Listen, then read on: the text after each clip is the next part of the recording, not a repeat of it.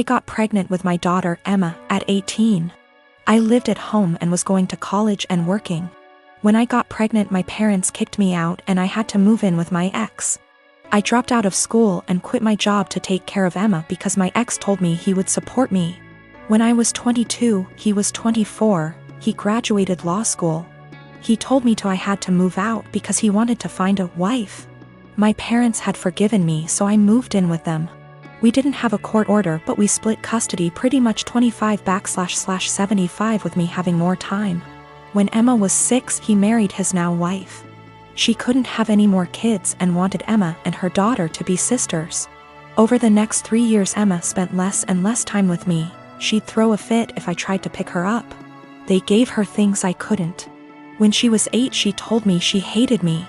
I never blamed her for the lies her father put in her head, because even though I lived at home, I was in college and working and did my best to provide her for her, but obviously they could do more.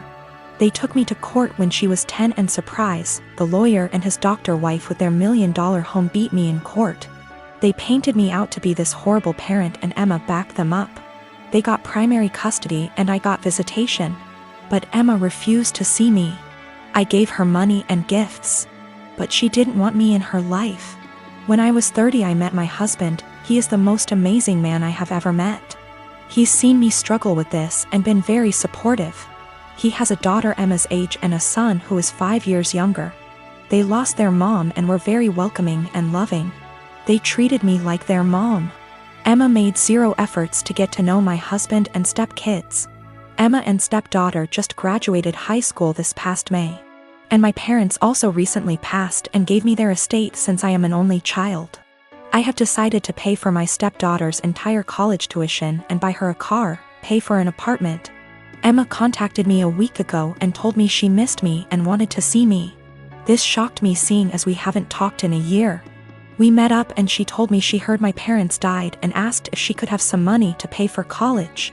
I was shocked and said, "Well, what about your dad and his wife?" She said, "My mom and dad want me to pay for this on my own to teach me responsibility, and I believe I am entitled to money. Seeing as you ruined my life," I was very hurt and told her, after years of ignoring me and telling me I am not your mother, you demand money from me. I am not your wallet.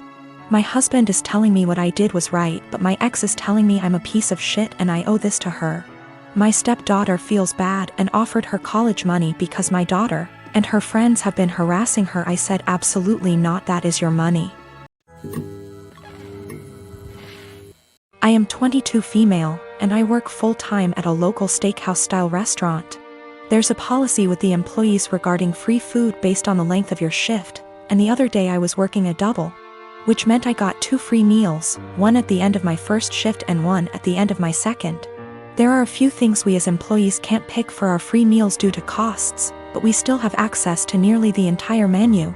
Another part of this policy is that if we pick something, and one of the ingredients required is almost gone, we're allowed to keep our pick and tell the customer that we're sold out of that particular item.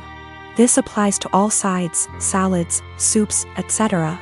Usually though, if we say we're out, we really did run out regardless of employee meal picks. Anyways, on the day that I worked my double, we were about 2 hours out from closing and I sat a couple who were on a first date. Just assuming by some things they said, plus he name-dropped a popular dating app. When they were ready to order their meals, the girl just so happened to ask for sirloin. But that was the cut I chose for my second meal and we were down to our last one. I apologized and told her that we were out, and the pouted and told me she would need another minute to decide. Her date shot me a dirty look and told me he needed more time now, too, so I went to check on my other tables. They seemed to be having a good date, laughing a lot and smiling. But they were immediately quiet and standoffish every time I checked on them, and interrupted me with, "Just the check, please," while I was asking if they'd like any dessert. I brushed it off, as it's not the first time I've had a rude customer, and brought them their bill. He wrote a big 0 on the tip line and a little note that read, "Thanks for ruining my date, hope your night sucks too." I told my coworkers during closing, who all agreed the guy was being an ass. But when I called up my dad the next day and the topic of work and those particular customers came up, he told me I should have been less selfish and just let the woman have the sirloin and that I should have picked something else. He told me they didn't handle it very well, but that young lady had probably been looking forward to that steak. You knew you could have given it to her and you didn't. I'm honestly a little disappointed in you. That really hurt my feelings, and I've been wondering if I was actually in the wrong. I don't believe it was a money thing. The guy ordered a pretty expensive seafood dish and the girl had one of our pricier cocktails. The sirloin is not our cheapest steak option. Yes, I'm aware that it's a weird policy. But it's our policy, and my bosses encourage employee satisfaction so that we can ensure customer satisfaction. I do not eat steak for free every day I work there. I have it once every 1 to 2 weeks. I live with my parents and my brother. It's always been a dream of my parents to adopt me and bro, our bio kids. And they had come to the decision that they want to adopt an older kid. They got matched with Jess, who is 13. Due to the current situation, she is not living with us, but we've met before and she spent a weekend with us in January. Jess, despite sometimes being sweet and kind, is very high maintenance and has a lot of anxiety and anger problems. She can go from 0 to 1,000 really quick. During her stay, she got triggered by something when we were in public. She and I went to a clothes shop and my parents were in a cafe nearby. Some guy accidentally grabbed her by her shoulder as he thought she was his daughter, and he apologized immediately and started screaming. I was the only person there, and I tried to calm her down, but she ran off. She was found, shaken, but safe, an hour later. I then got grounded as I had failed in being responsible for my sister. I said I didn't have a sister. My parents were angry about this and said that how dare I be rude about her. Don't I know how much she's been through? She's had other outbursts, but none so huge in public. She can be cold and untrusting and was very clingy to my parents. I do admire her and think she's very brave, but I don't want to live with her. My parents call Jess often. I often say hi and try to be civil and supportive. But it seems like the only thing my parents can talk about is Jess and how brave she is, and she isn't even here yet. We live in a 3-bedroom house, and my parents promised to move to a bigger one later this year. Recently, my parents broke the news to me that Jess will move into my room, and I can pick whether I want to share a room with bro or Jess. I don't want to share with either. My brother is messy, loud, and is your average 9-year-old boy, and Jess has night terrors and screams the house down. And it's enough having to open my house to her, but I value my privacy a lot and don't want her in my room, which is like my special place. I was crushed. I asked if we were still moving, and my parents were like, "We like this place and have no solid plan."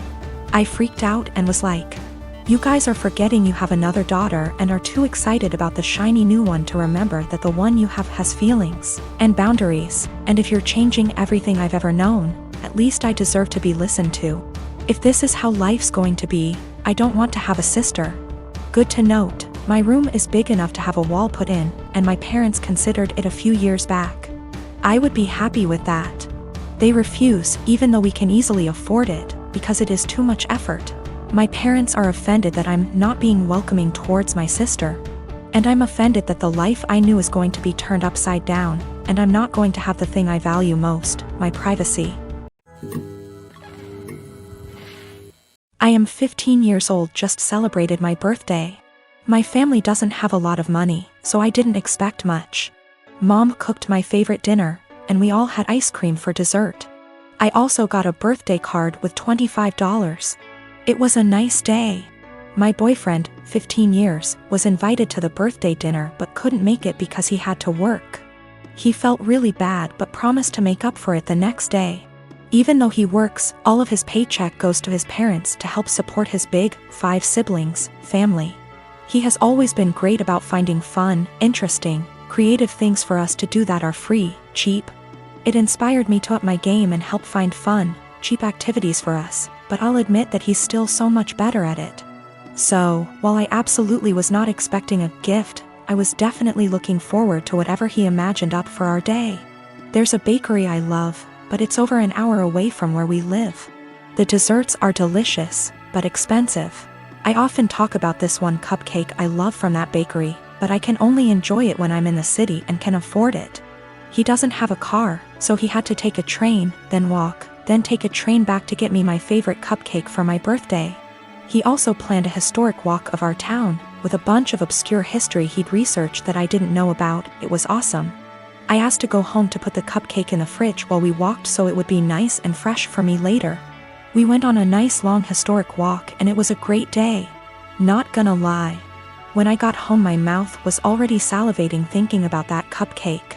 When I opened the fridge, it was gone. I found the empty container in the trash. I went to the living room and asked my parents who ate my cupcake, and Dad dismissively said he did. He thought it was an extra. I threw a shit fit.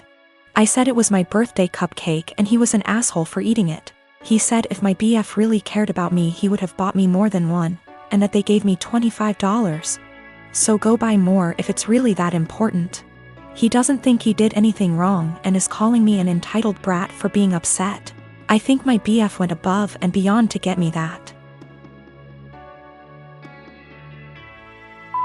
cupcake, much more than my own father did for me, and he should feel ashamed and apologetic for what he did.